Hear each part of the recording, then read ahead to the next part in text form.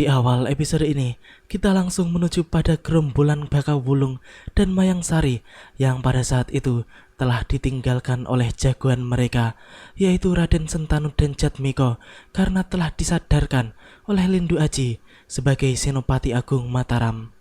Kini mereka pun kembali berusaha untuk mencari pendekar sakti lain guna menghadapi Jatmiko dan Raden Sentanu yang telah menjadi musuh mereka. Dan yang mereka tuju adalah gerombolan pendekar bayaran yang bernama Raden Panji Kalapitana. Menurut Kalawika, Raden Panji Kalapitana adalah seorang pertapa sekaligus pendekar bayaran yang memiliki kemampuan tinggi. Bahkan untuk masuk ke sarangnya pun tidak mudah karena mereka harus melewati beberapa rintangan. Akan tetapi dengan kecerdikannya, Kalawika dan kawan-kawannya pun berhasil untuk masuk menemui orang sakti tersebut. Benar, sayalah orangnya. Aku beruntung bertemu dengan para pendekar jempolan di sini. Aku diutus oleh petinggi kompeni untuk menghubungi kalian. Untuk apa? Menghadapi Mataram. Aku mau saja, asal kompeni mau bayar mahal. Raden tidak usah khawatir. Kompeni sanggup membayar 3 kali lipat dari kebiasaan kita menerima upah jasa bertarung nyawa. Bukan main, 3 kali lipat. Bahkan kami bisa mengusulkan tunjangan upah yang lain jika kita bisa membunuh Adipati Sandi alap-alap dari Laut Selatan. Aku pernah mendengar namanya.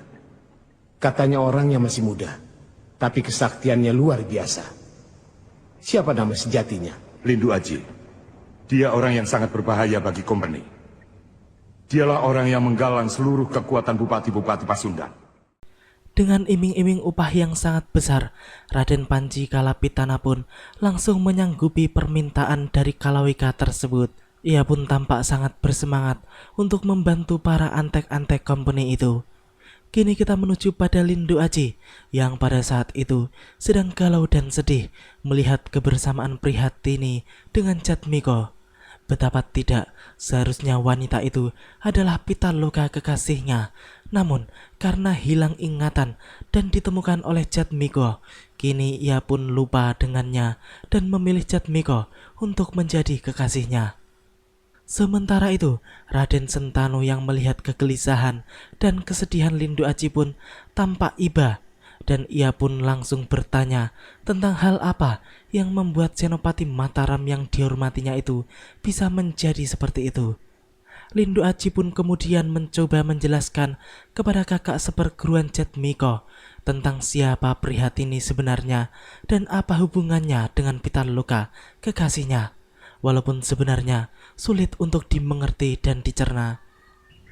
Andika punya kekasih? Iya, namanya Pitaloka. Wajahnya mirip Prihatini. Bukan mirip.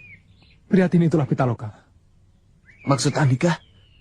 Sulit untuk dipercaya bahwa tiba-tiba seseorang mempunyai 2 kepribadian.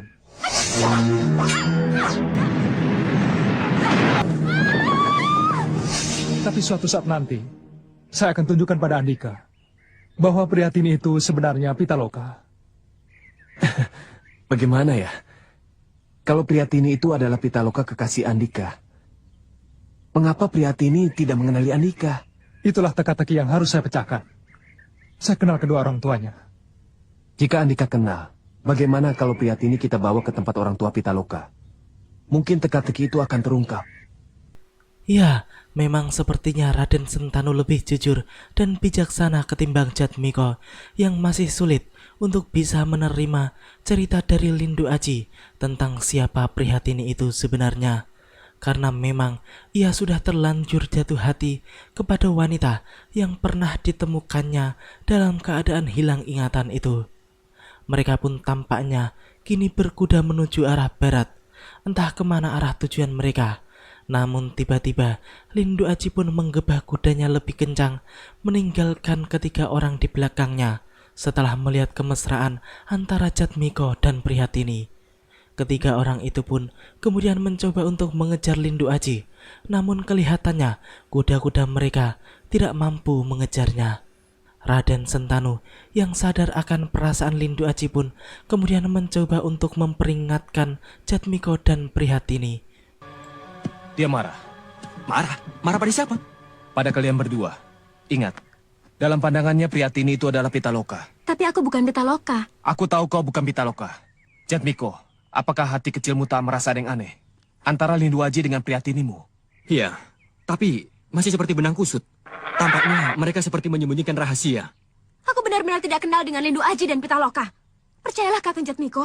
Dan kau juga tidak mengenal siapa nama ayah ibumu. Ayah ibuku sudah meninggal. Sejak kapan meninggal? Aku tidak tahu.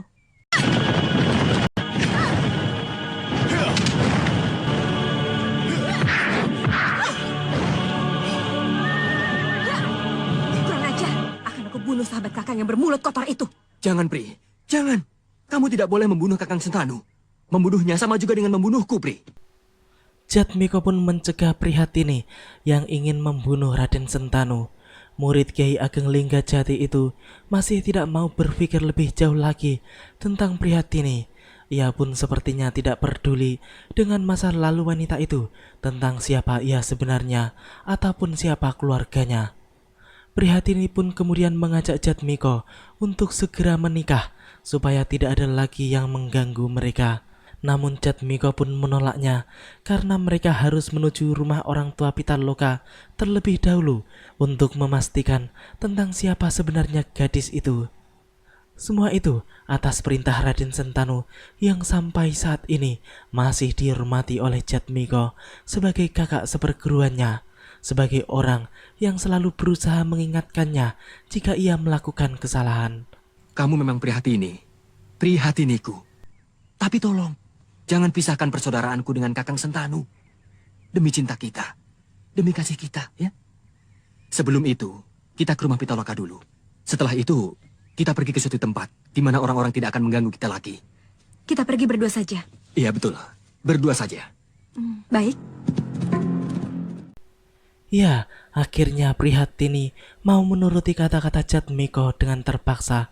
Dan beruntung bagi Lindu Aji karena Jatmiko begitu menghormati Raden Sentanu yang sangat baik dan bijaksana itu. Setelah melanjutkan perjalanannya, mereka bertiga pun kemudian bertemu dengan Lindu Aji yang pada saat itu telah menunggu mereka di persimpangan jalan. Kami kira Andika telah meninggalkan kami. Kami sudah bertekad mencari Andika dimanapun Andika berada. Saya ingin tahu kehebatan kuda-kuda Andika. Ternyata si Jeliteng lebih unggul. Kuda Andika memang luar biasa. Kuda seperti ini sulit dimiliki oleh orang kebanyakan, kecuali oleh seorang abdi Kinasi Sinuwun. Kini kita menuju pada gerombolan Mayangsari yang pada saat itu sedang kebingungan karena mereka telah mencari rombongan Lindu Aji kemana-mana, namun mereka belum menemukannya, bahkan tanda-tandanya pun tidak. Raden Panji Kalapitana pun kemudian berpendapat bahwa mungkin Lindu Aji telah bertolak ke Batavia. Akan tetapi, Mayangsari pun segera menugasnya karena ia tahu persis bahwa Senopati Mataram itu adalah penghubung para adipati di wilayah Pasundan tersebut, sehingga tidak mungkin ia berangkat ke Batavia secepat itu. Hanya untuk memotong kerja satu orang, diperlukan orang-orang sakti sebanyak ini. Dia memang satria pilih tanding. Kami bertiga sudah merasakan kedikjayaannya. Di tengah pembicaraan mereka, tiba-tiba Mayangsari melihat sekelebatan bayangan orang berkuda yang melintas di daerah tersebut. Ia pun kemudian cepat-cepat mengejarnya karena tampaknya ia mengenalnya sebagai Telik Sandi Company. Selanjutnya, ia pun mengajak orang tersebut menuju kelompoknya guna menerima keterangan dari para adipati yang mendukung pergerakan mereka. Utusan Adipati Sukatma. Katakan saja, kami semua ingin mendengarnya. Lindu Aji Adipati Telik Sandi Mataram diduga berada di daerah Indramayu, Cirebon, dan seluruh kadipaten di wilayah Pasundan sudah menyiapkan pasukan untuk diberangkatkan ke Batavia. Yang lain? Adipati Sukatma bertolak ke Indramayu untuk bertemu Andika di sini.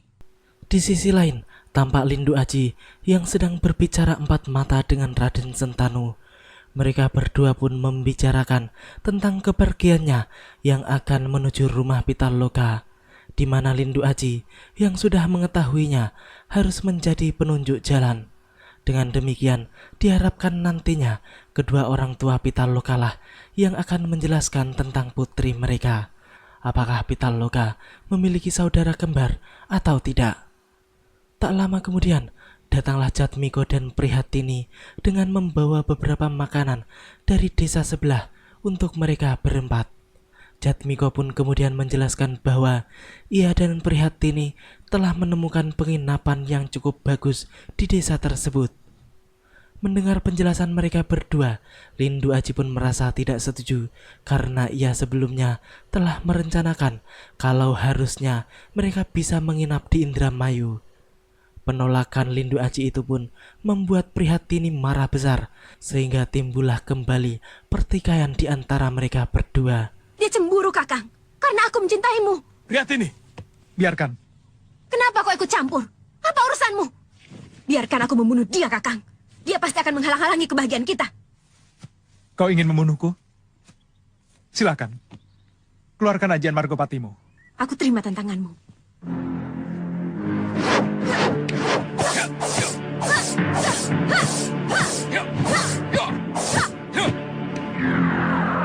Ajian Margopati. Ajian Margopati. Prihatini memiliki ajian Margopati. Raden Sentanu dan Jatmiko pun menjadi sangat terkejut dan bingung karena ternyata Prihatini benar-benar memiliki ajian Margopati yang sejatinya hanya dimiliki oleh murid-murid ketiga Serangkai Jati, termasuk mereka berdua dan juga Lindu Aji. Namun, kini mereka benar-benar melihat dengan mata kepala mereka sendiri kalau wanita yang bernama Prihatini itu benar-benar menguasai ajian hebat tersebut. Jatmiko pun menjadi orang yang paling dibuat bingung dengan kejadian di hadapannya itu. Dengan demikian, Lindu Aji benar-benar berhasil memancing wanita itu untuk menggunakan ajian andalannya, karena dengan demikian Jatmiko dan Raden Sentanu paling tidak akan terbuka matanya bahwa tidak mungkin dari selain murid tiga Serangkai Jati memiliki ajian Margopati. Kemarin ajian Margopati.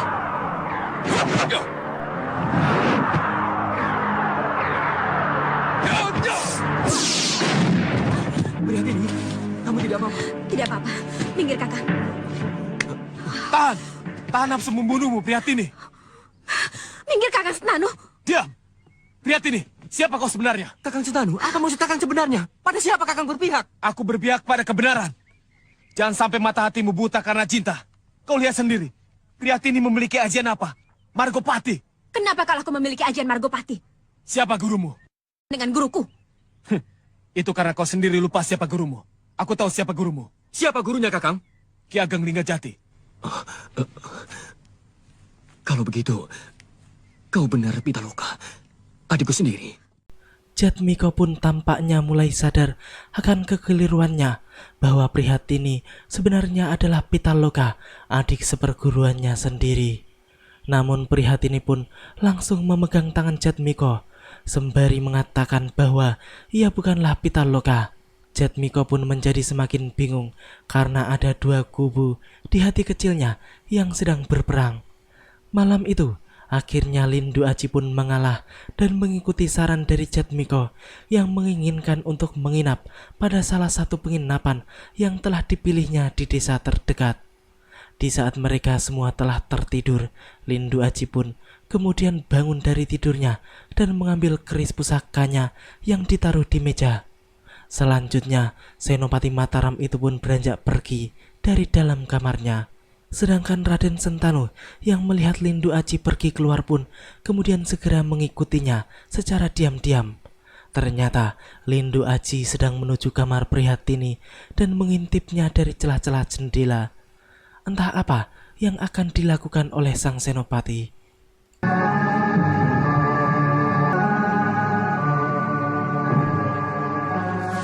Pitaloka.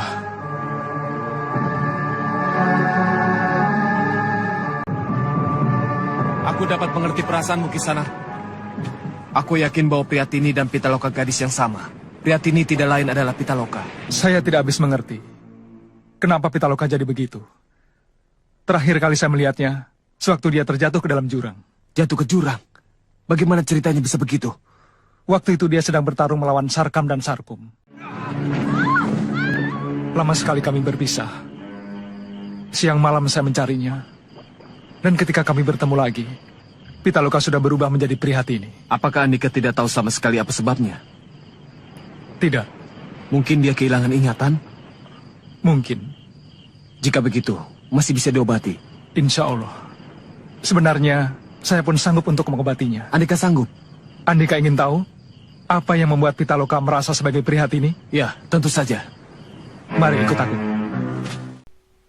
Sungguh beruntung Lindu Aji memiliki teman seperti Raden Sentanu yang lebih membela kebenaran daripada saudaranya sendiri yang berada di jalan yang salah. Senopati Mataram itu pun kemudian mengajak kakak seperguruan Jatmiko menuju kamar Prihatini dan menyuruhnya untuk mengintip dari luar. Setelah itu, ia pun mengajak Raden Sentanu untuk menuju salah satu pendopo di halaman penginapan guna melakukan rogoh sukmo untuk menembus alam roh Pitaloka yang sedang dibelenggu oleh Prihatini alias Pitaloka palsu. Di sana mereka berdua pun kemudian berhadapan dengan Prihatini untuk membebaskan Pitaloka yang asli supaya roh gadis itu bisa kembali ke jasadnya dan menjadi waras lagi seperti sedia kala. Kini Prihatini pun tidak akan bisa lolos lagi seperti sebelumnya karena Lindu Aji dibantu oleh Raden Sentanu yang memiliki kesaktian hampir sama dengannya. Kita tangkap Prihatini bersama, lalu kita masukkan ke dalam kerangkeng.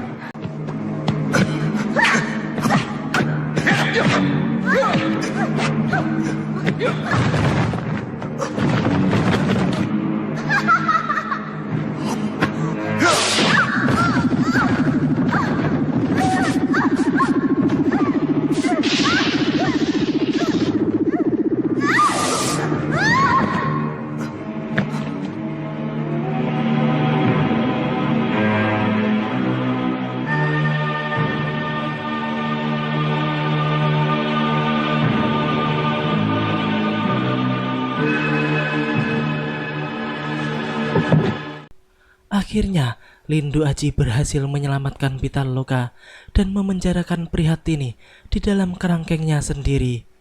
Hari pun mulai beranjak pagi. Lindu Aji, Jatmiko dan Raden Sentanu pun sudah tampak bersiap-siap untuk melanjutkan perjalanan. Namun mereka mendapat kabar dari salah satu pelayan penginapan bahwa Prihatini belum bangun. Sehingga kemudian Jatmiko pun segera menuju kamar gadis itu untuk membangunkannya. Ayo bangun. Pri, kita akan melanjutkan perjalanan. Cepatlah mandi. Kisanak mencari siapa? Mencari siapa? Mencari kamu, Pri. Salah kamar. Di sini bukan kamar Prihatini. Loh, kenapa, Pri? Kamu jangan bercanda. Kisanak, apa perlunya bercanda? Saya tidak kenal dengan Kisanak. Kamu tidak kenal aku. Aku Jatmiko. Ya, jelas saja Prihatini kini sudah tidak mengenal Jatmiko lagi karena ia sudah kembali menjadi Pitaloka seperti yang dulu. Jatmiko pun hanya bisa terdiam dan kebingungan karena ia tidak menyangka kalau Prihatini telah kembali menjadi Pitaloka, kekasih Lindu Aji yang telah lama menghilang. Kakang Lindu Aji. Kakang, kemana saja Kakang selama ini? Kakang, kenapa Kakang biarkan aku terlunta-lunta sendirian? Kakang Lindu Aji, ini aku Pitaloka. Aku mencintaimu, Pitaloka. Akhirnya, Pitaloka dan Lindu Aji pun kembali bersatu, dan Jatmiko yang menyaksikan semua itu pun menjadi tidak terima karena ia merasa Lindu Aji telah merebut kekasihnya. Namun, lagi-lagi peran Raden Sentanu sangat penting, di mana hanya kakak seperguruan Jatmiko itulah yang bisa menasihati dan menyadarkannya dari kekeliruan yang dibuatnya selama ini. Sekali lagi, bahwa ia lebih mementingkan kebenaran daripada saudaranya sendiri yang berbuat salah. Dengarkan Jatmiko, aku tidak akan membela yang salah, walau kau saudara seperguruan. Aku tidak akan mengkhianati perintah guru. Aku tidak bersalah. Dialah yang merebut kekasihku. Siapa kekasihmu? Siapa? Prihatini kan? Lalu gadis yang baru kau jumpai tadi, apakah dia mengaku bernama Prihatini? Ingat nasihat guru Dimas. Kita harus mengalah terhadap sesama murid 3 serangkai jati. Demikianlah alur cerita di episode kali ini. Nantikan kelanjutan kisahnya di episode yang akan datang. Terima kasih bagi teman-teman semua yang udah mau nonton. Jangan lupa subscribe dan share dan juga nyalain notifnya. Assalamualaikum warahmatullahi wabarakatuh. Dan salam anak 90-an. Lindu Aji murid Ki Ageng Sukmajati. Tambah lagi dia seorang petinggi kerajaan Mataram yang harus kita hormati. Karena dia sedang mengemban tugas Sultan Agung Raja Mataram. Apa yang harus aku perbuat, Kakang? Lupakan Priyatini. Anggaplah dalam hidupmu kau tidak pernah bertemu dengan gadis yang bernama Priyatini. Apa bisa semudah itu, Kakang? Harus bisa. Priyatini tidak ada. Priyatini hanya ada dalam khayalmu saja. Buanglah jauh-jauh.